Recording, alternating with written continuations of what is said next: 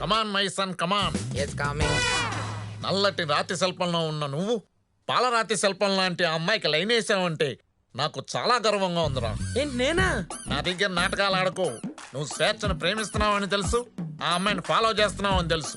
ఆ అమ్మాయి కూడా నిన్ను ఫాలో చేసి డైరెక్ట్ గా నా దగ్గరకు వచ్చి ఇండైరెక్ట్ గా మ్యాటర్ అంతా పోస్ట్ చేసింది. నిజంగానా?